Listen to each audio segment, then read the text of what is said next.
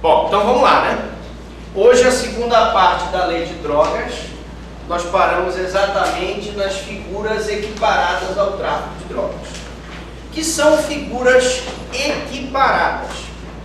São outros tipos penais do tráfico de drogas, que embora não sejam propriamente dito, né, o tráfico em si do caput do artigo 33, eles são figuras assemelhadas ao tráfico de drogas. Então, começamos com o artigo 33, parágrafo 1º, inciso 1º, que é a matéria-prima destinada à preparação da droga, ou de substância que determine dependência física ou psíquica. Meus amigos, matéria-prima aqui é todo e qualquer produto que seja destinado à preparação da droga. E eu cito aqui no exemplo a acetona e o éter.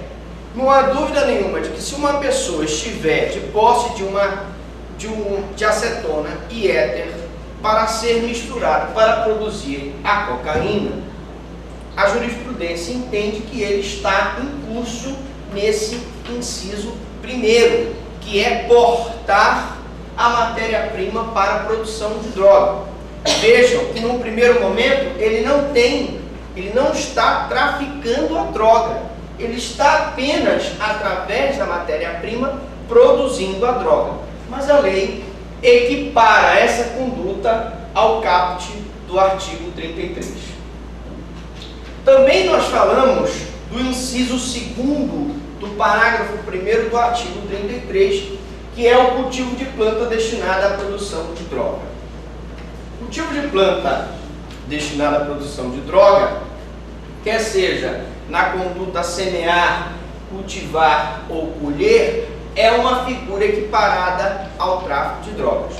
Nós falamos na aula passada, tá, que a pessoa que planta um pezinho de maconha para consumo próprio, tá, desde que fique evidenciado que a sua intenção era consumo próprio, ele vai estar enquadrado no artigo 28, que é o uso. Todavia, se a pessoa tem uma plantação de maconha, né, que nós vimos algumas reportagens anteriormente no Globo Repórter, daquelas plantações de maconha lá em Pernambuco, naquelas ilhas, né, em que o pessoal cultiva verdadeiras fazendas de plantação de maconha. Evidentemente que uma fazenda de plantação de maconha vai ser, né, o semear, cultivar ou colher, e nesse caso será a figura equiparada ao crime de tráfico. Beleza? Passa. Aqui, Maquia. Vai passar? É aqui. Aqui. Pronto.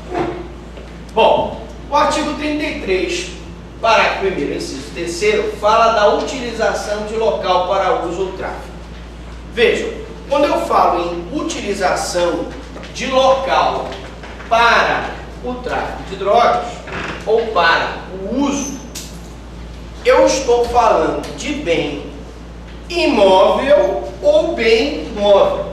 Tanto eu posso utilizar uma casa, um apartamento para o tráfico de drogas, para o uso da droga, como eu posso utilizar um carro, um caminhão. E necessariamente a pessoa não precisa ser proprietária do bem imóvel ou móvel que vai ser utilizado para o uso ou tráfico da droga. Se for, por exemplo, um vigia que autoriza uma pessoa a entrar no local e usar a droga, ou um vigia de um galpão que está contribuindo para que aquele galpão sirva para guardar uma droga, nós vamos ter a conduta prevista nesse inciso 3º. E a consumação desse crime, ele se dá com o uso do local e não com o uso da droga. Então prestem muita atenção que há necessidade do uso do local e não o uso da droga para a consumação desse crime. A tentativa é admissível, mas é de difícil configuração. Vamos falar agora do artigo 33, parágrafo 2º, que trata da instigação, induzimento e auxílio ao uso indevido da droga. Tá? Vamos diferenciar o que é induzimento, instigação e auxílio. Primeiro, é preciso ressaltar que no induzimento, a pessoa que vai consumir indevidamente a droga, ela não tem a vontade de consumir, de usar a droga. E o agente induz, ou seja, ele faz penetrar na mente da vítima o desejo de consumir a droga. Ao passo que na instigação, ele já tinha uma vontade de consumir a droga, e essa vontade essa ideia que ele tinha, pré-existente, é incentivada. O agente incentiva ele a consumir a droga. Diz, olha, rapaz, fuma aí uma maconha que tu vai ficar numa boa e tal. Isso é uma instigação. E o auxílio pode ser qualquer auxílio, ainda que meramente secundário. Se ele, por exemplo, diz pro cara, olha, tu vais fumar droga ali naquele local, que é um local ermo, a polícia não vai te incomodar. Ou ele empresta um cachimbo utilizado para fumar, né, o crack, para que a pessoa fume crack. Tudo isso é auxílio. Tanto o induzimento, a instigação e o auxílio são figuras típicas do parágrafo 2º. A consumação se dá com o uso efetivo da droga, que significa dizer que ainda que ele instigue, que ele auxilie, se a pessoa não vier pelo menos a usar a droga, esse crime aqui não estará consumado. Cuidado, isso aqui pode ser pergunta de prova. A tentativa é admitida, mas também de difícil imaginação. Oferecimento de droga, eventualmente sem objetivo de lucro. Essa figura foi criada pela lei para dirimir uma dúvida que havia na doutrina e na jurisprudência. Qual era essa dúvida?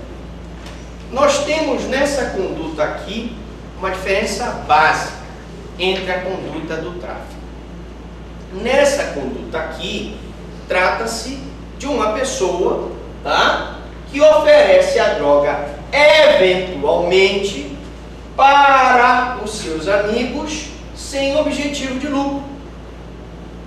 Preste atenção, numa festa ele oferece uma droga para os amigos para juntos consumirem a droga. Essa conduta prevista no artigo 33, parágrafo 3º, é diferente da conduta prevista no artigo 33, caput. Por quê? Porque a conduta prevista no artigo 33, caput, é a conduta do oferecimento da droga cotidianamente, de forma profissional e com objetivo de lucro. Se a pessoa oferece a droga profissionalmente, todos os dias, naquele local, com o objetivo de que a droga seja negociada para oferir lucro, nós vamos ter então o crime do artigo 33 caput. Então vamos repetir. Artigo 33, parágrafo 3º, é o oferecimento eventual e sem objetivo de lucro. Artigo 33 caput é o oferecimento, né, diário, cotidiano, com objetivo de lucro. Cuidado! Causa de diminuição da pena. Hoje nós tivemos um embate doutrinário. Por quê? Porque nessa causa de diminuição de pena, disse que a pena é reduzida de 1/6 a 2/3 se o agente for primário e de bons antecedentes e não se dedica a atividades criminosas nem integra a organização criminosa. Olha, Aí eu pergunto para vocês, um traficante responde vários processos por tráfico de drogas e nenhum deles ele é condenado porque não se conseguem provas suficientes do tráfico de drogas. Esse traficante, ele poderia ser beneficiado por essa causa de diminuição de pena? O que vocês acham? Sim. Há controvérsias. Pelo seguinte, porque a absolvição por falta de provas configura maus antecedentes. E se ele tem maus antecedentes, ele não preenche o requisito dos bons antecedentes necessários para a diminuição da pena. Aí algumas pessoas disseram, mas professor Franklin, isso é uma imputação objetiva, afinal de contas ele foi absolvido, ainda que seja por falta de provas, isso não pode gerar antecedentes criminais. Isso é uma questão realmente que não está pacificada na doutrina. Existe uma discussão muito grande, né, nesse sentido. Nós entendemos que o tecnicamente primário, né, é o sujeito que já sofreu, por exemplo, diversas condenações, mas não é reincidente. E que a absolvição por falta de provas gera maus antecedentes. Mas professor, explica aí o que é tecnicamente primário e o que é a pessoa reincidente.